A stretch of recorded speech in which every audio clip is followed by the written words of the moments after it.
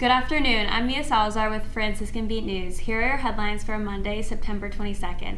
In an emotional moment that stunned the nation, Erica Kirk, widow of the late Charlie Kirk, publicly forgave her husband's killer. Fighting through tears, she said, "I forgive him because it's what Christ did and it's what Charlie would have done." She urged Americans to respond to hate not with more hate, but with love, even for their enemies. Donald Trump, speaking shortly after, praised Kirk's kindness, but offered a stark contrast, admitting, "That's where I disagreed with Charlie. I hate my opponent. I don't want the best for him." Tens of thousands gathered in State Farm Stadium for the memorial of Charlie Kirk, but what unfolded looked less like a funeral and more like a movement. There was mourning, yes, but there was also music, worship, prayer, a sea of young people and old lifting their hands, not in a protest but in praise.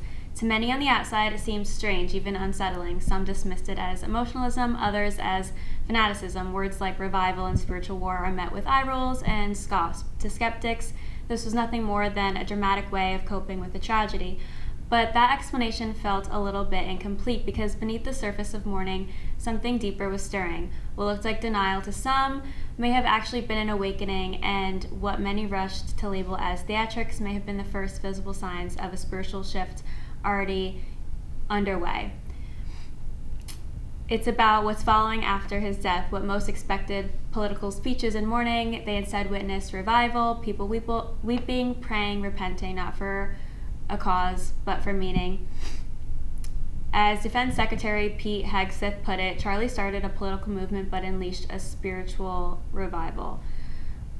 Across the Atlantic, young people in the UK are quietly shifting towards Catholicism. In the US, conversions are rising, Bible reading is up, and for the first time in years, it's not the elderly leading the charge, it's millennials and it's Gen Z. It's people who were never supposed to care about religion at all.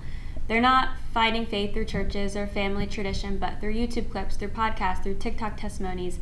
It's decentralized, it's self-directed, and it's growing.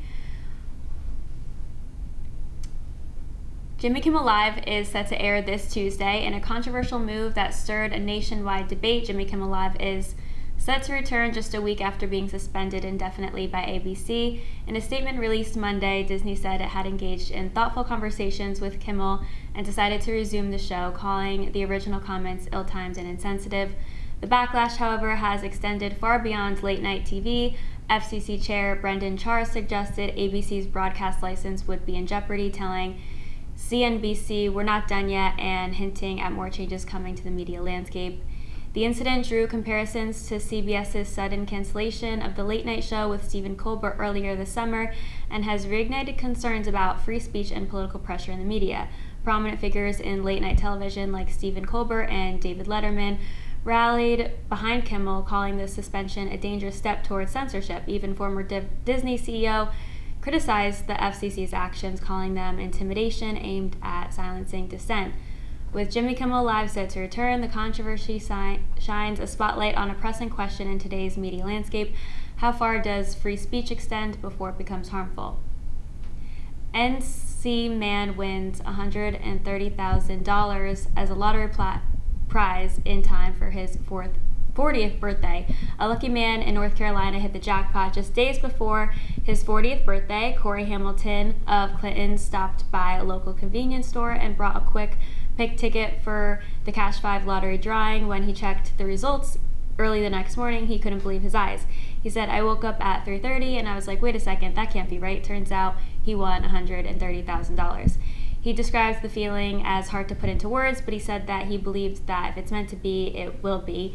And the timing felt perfect, too, with his milestone birthday just around the corner. Thank you for joining me tonight on Franciscan Beat News. I'm Mia Salazar. Good night, and God bless.